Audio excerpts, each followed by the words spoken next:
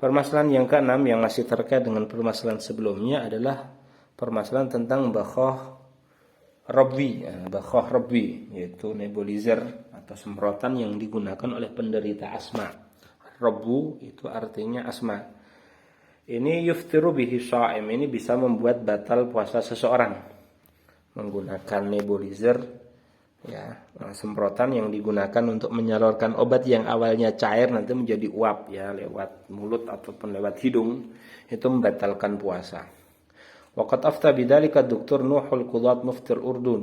Yang memfatwakan hal ini adalah Dr. Nuhul Qudat. Beliau adalah mufti Yordania, wa huwa Syafi'iyul madhab beliau adalah madhab Syafi'i. Wa nasu fatwa, adapun nas daripada fatwa beliau, bunyi dari fatwa beliau, akhdhul bakhahi an tariqil anfi awil fami muftir atau mufattir, ya, memakai nebulizer baik lewat jalur hidung ataupun mulut itu membatalkan puasa.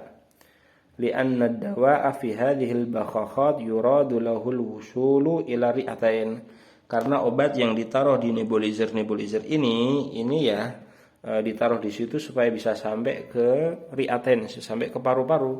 Wa huwa minal jawf, sedangkan paru-paru itu masuk dalam kategori rongga tubuh. Nah, ini. Nah, beliau menyertakan fatwa beliau, fatwa yang diambil dari situs Darul Ifta Al-Urduniyah. Nah, jadi komite fatwa Yordania, ya. Pertanyaannya, ladayya mushkilatun fi maradir rabwi al-muzmin alladhi yulzimun istimala dawa' fentolin. Saya memiliki penyakit asma yang akut yang mengharuskan saya untuk memakai obat Ventolin. Wa huwa ibaratun an hawa'in yuwassi'ul majali tanafusiyah. Ventolin ini wujudnya adalah uap yang berfungsi untuk melonggarkan atau melegakan saluran pernafasan. Fahal yajuzu isti'malu fi nahari Ramadan, boleh tidak memakainya di siang hari bulan Ramadan? Wa hal huwa mufattirun, apakah dia membatalkan puasa?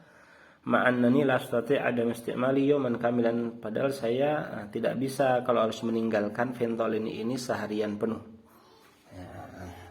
Jawabannya, akhdhul bakhah an tariqil anfi awil fammi mufattirun atau muftirun, memakai nebulizer lewat jalur hidung ataupun mulut itu bisa membatalkan puasa. Li'anna dawa fi hadhil bakhakhat yuradu lahul wusul ila ri'atain, karena obat yang ditaruh di nebulizer ini, ya, ini apa istilahnya, ya, diharapkan bisa atau dimaksudkan supaya bisa sampai ke kedua paru-paru, sedangkan kedua paru-paru ini adalah bagian daripada jauf ataupun rongga tubuh. Faman kana yasta'milu fi ba'dil ayam yasta'miluhu wa yabqa mumsikan wa yaqdi fi ma ba'd. Orang yang harus memakai nebulizer ini di sebagian hari, artinya beberapa hari dia harus pakai, tapi beberapa hari yang lain dia tidak harus pakai, maka di hari-hari ketika dia harus memakai nebulizer, ya, dia boleh memakainya. Tapi nanti setelah memakai dia disunahkan untuk tetap imsak, artinya lebih baik nanti tetap tidak makan, tidak minum, supaya ya tetap menghormati kehormatan bulan Ramadan lah. Bukan terus nanti setelah memakai itu terus bebas makan minum semuanya, tidak, dianjurkan untuk tetap imsak. Dan hari itu tentunya wajib untuk diqadha ketika nanti sudah memungkinkan. Ini kalau tidak harus memakai setiap hari. Jadi kalau tidak harus memakai setiap hari, maka pas jadwalnya make, ya make. Cuma nanti setelah make disunahkan tetap imsak, ya. Adapun kalau waman kana yasta'miluhu kulla yawmin yasta'miluhu wa yabqa mumsikan wa yut'imu an kulli yawmin miskinan. Tapi yang harus yang harus memakai ini setiap hari, nah, ini kan dianggap sebagai al-marid ladzi la yurjaburuhu, orang yang sakit yang persentase kesembuhannya minim. Ini boleh tidak berpuasa, nanti sebagai gantinya nanti dia memberikan makan setiap harinya satu orang miskin, fidyah. Dan ini sekitar bisitin akhir hadal. Ini ya tentunya nominalnya pakai sekitar 60 kirsh kalau ini versi di Yordania, ya.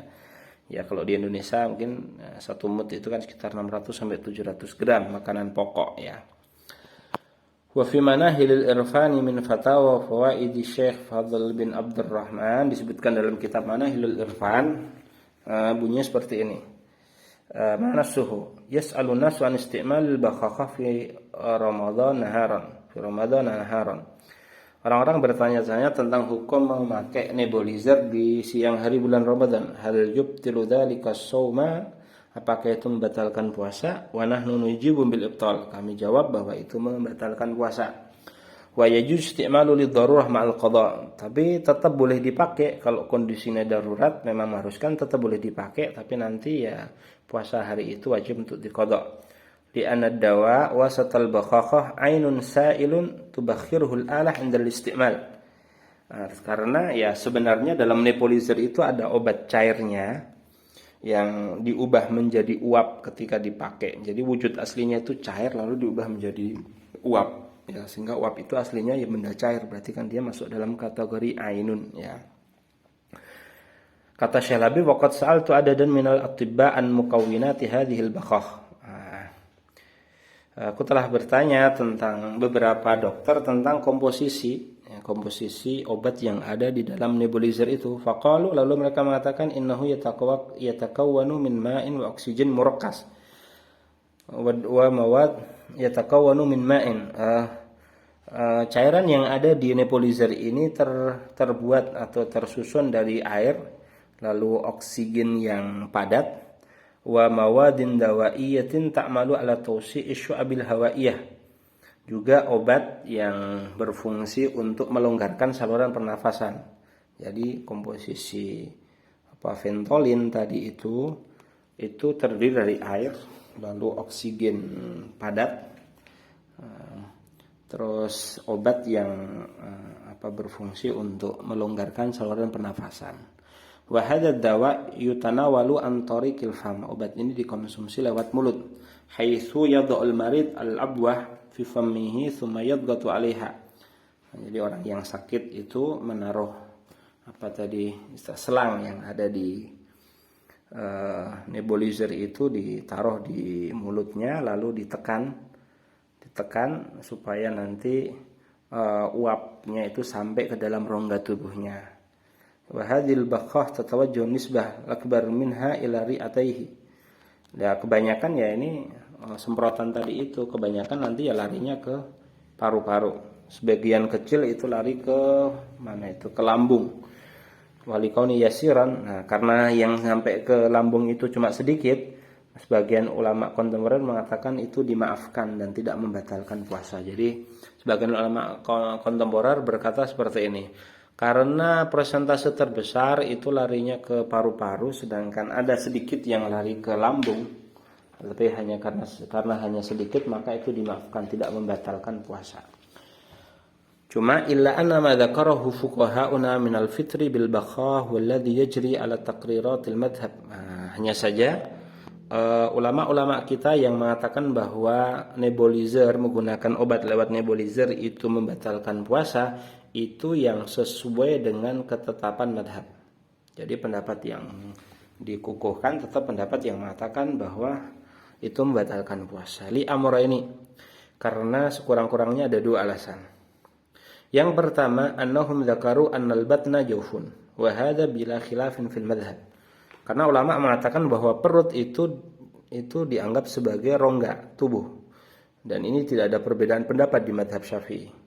Sawa'un wasalatul ain ilal jihaz tanafusi, baik bendanya itu, baik obatnya itu sampai kepada saluran pernafasan, awil hatmi atau saluran pencernaan, maka tidak ada bedanya. Toh selama saluran pernafasan, saluran pencernaan kedua-duanya itu berada di perut, maka tidak ada bedanya mau sampai di saluran pernafasan kah atau saluran pencernaan kah. Nah, likauniha ainan wasalat ilal jawf min manfadil maftuh, karena ini sudah bisa dikatakan meskipun sampai ke saluran pernafasan saja dan tidak sampai ke saluran pencernaan, tetap sudah dimasuk dalam kategori benda asing yang masuk ke dalam rongga tubuh lewat jalur yang terbuka. Ini alasan pertama kenapa ulama-ulama madzhab mengatakan itu tetap membatalkan puasa. Yang kedua, wa 'ala taslim bi anna al-juz' al-wasila ila al-jihazil hadmi yasirun jiddan. Kalaupun kita anggap oke lah bahwa benda yang atau obat yang sampai ke saluran pencernaan hanya sedikit, fa innana la nusallimul afwa anhu, maka kami katakan ya meskipun sedikit ya tetap itu tidak dimaafkan. Kenapa? Waqad qala fuqaha, ulama telah mengatakan, ini permasalahan yang semisal ya. Tadi kan dikatakan, sebagian ulama mengatakan karena hanya sedikit yang sampai ke lambung, maka itu dimaafkan. Tapi ini dibantahkan karena dalam madhab pun itu mau banyak mau sedikit itu kalau sudah sampai ke dalam jauf itu tetap membatalkan puasa. Nah, permasalahan yang semisal apa? Loballa khaitan, kalau misalnya ada orang yang membasahi satu benang biriki dengan air ludahnya. Ada orang yang membasahi satu helai benang dengan ludahnya, faraddahu ila famihi, lalu dia masukkan benang tersebut ke dalam mulutnya, wa alaihi rutubatun tanfasil, sedangkan basahan ludah itu masuk ke dalam mulut lalu tertelan, fayuftiru, maka orang tersebut puasanya batal. Jadi kalau orang misalnya ngemut benang lalu dikeluarkan lalu dimasukkan lagi, padahal di situ ada tetesan air ludah yang masuk ke dalam mulut yang tadi bekas membasahi benang tadi itu lalu tertelan, maka itu puasanya batal. Berbeda kalau mungkin tidak ada rutubah tanfasil, tidak ada tetesan atau tidak ada bekas ludah yang ada di benang tersebut, maka tidak mengapa. Nah,